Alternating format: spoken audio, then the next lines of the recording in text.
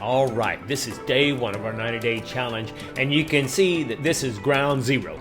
This is the starting point of our lot. Now, the developers obviously did very minimal leveling just to sell the lot, but now we've got to transform this lot. Yeah, this is small. What can you build on here?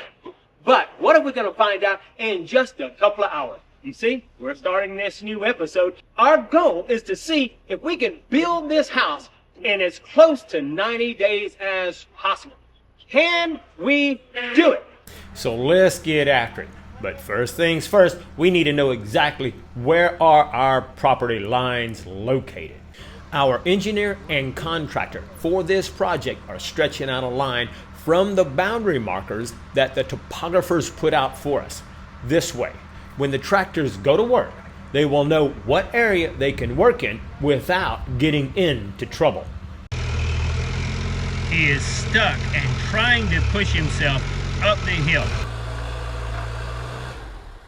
All right, last night it rained a whole lot. As you know, we're in the midst of rainy season. And anytime you're in rainy season, you never know what's gonna happen. And right now, our tractor got stuck. He's trying to push himself out. We had to call in a dump truck to bring in some material to put on top of that clay so that the trucks can get in, do what they've got to do. Otherwise, you could be stuck for days hoping the ground will be dry enough before you can get anything done.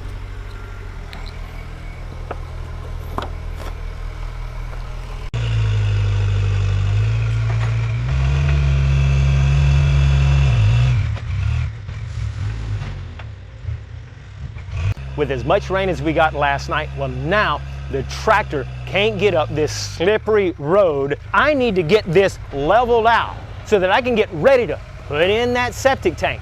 I'm stuck. What am I gonna do? Wait till it dries? Well, all I had to do is make a phone call to my consultant. He quickly made a phone call, and in just a few minutes, I ended up having a dump truck down here, and he had loads of material. So now I've got several dump trucks coming back here, another tractor so they can drop material on this slick road so that we can get back to work. This way, once they got the material on the road, the tractors can get up here, they can get on the property, they can level everything out, then we can find the perfect spot to put in the septic tank, which then brings up another problem. What kind of septic tank do we put in?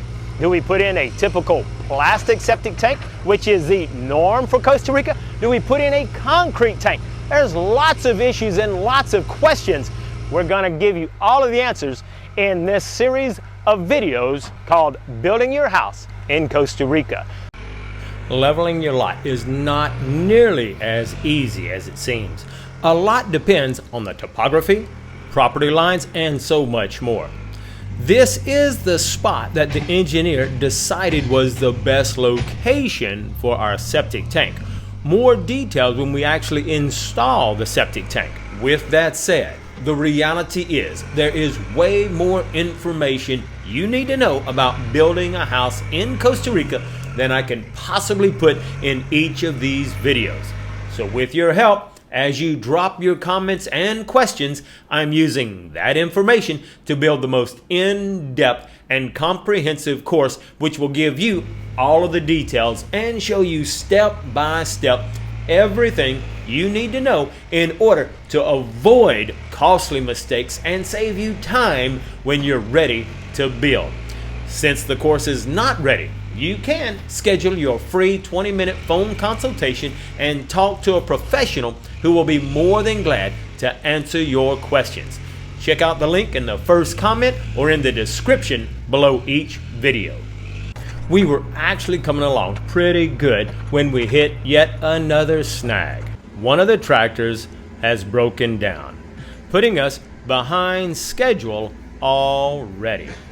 The other tractor was trying to get the road ready as we were expecting the septic tank to arrive any minute, and whoops, there it is. The tank is coming around the bend. In my opinion, we're a long way from being ready to drop that septic tank in place. There's no way for that truck to make it up the steep and slick drive because it has started to rain. That could put us further behind, and we've barely got started. All right, we are day 1 of 90, and we're trying to build a house in Costa Rica during the rainy season in 90 days or less. We're day 1 and we're already in the negative. Look, the guys started working at 5 o'clock. The tractors were supposed to have been here early, but they were late, so they're already a couple hours late. When they do show up, they show up with one tractor that has bald tires, and so it can't even make it up the driveway. The trucks with the materials were supposed to be here on time so that they can knock out the materials, the tractors could fix the road, and they knew, hey, this site has got to be ready for the septic tank at 2 o'clock. Now the septic tank, sitting right there, arrived a little bit late, so it had some difficulties, shows up at 3:30, but the tractors and the material trucks still did not make it. Talking about tractors, well, like I said, one tractor's got bald tires, it's spinning. The other tractor broke down twice, and so that put us back a couple of hours. So here we are with lots of troubles. The material trucks, the trucks bringing in materials, well, they were staggered at 2 hours apart when they should have been here 30 minutes apart. Well, This last dump truck, it wouldn't even crank. And so he's like, well, even if we do get it cranked, I don't have enough gas. When I start going up that steep hill, I'm going to run out of gas. So he didn't have enough gas. So folks, when you're in Costa Rica, there's one problem after another. That's why it's important to have the right crew to make sure that you can get things done. Day 1, we're 1 day behind. That means we're going to have to do it in 89 more days. Let's find out what happens. Let me know in the comments below. Do you think we're going to make it in 90 days? I'm beginning to doubt myself.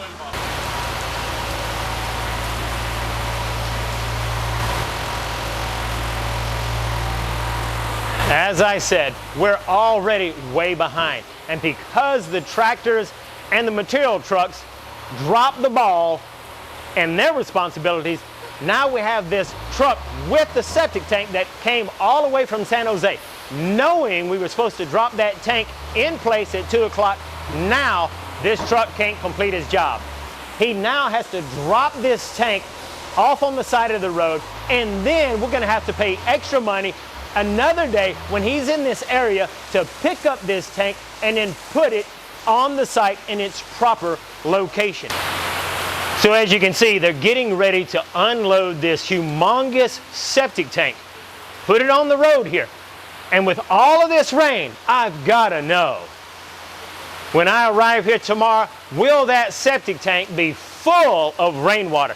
And then, when the truck comes back to move this tank to its proper location, what are we going to do with all of that water? Put your comments below. Let me know. What do you think? Are we going to have a septic tank full of rainwater? make sure to subscribe and join us in this 90-day challenge. You don't want to miss out on everything we're going to learn as we attempt to build a house in Costa Rica in 90 days or less.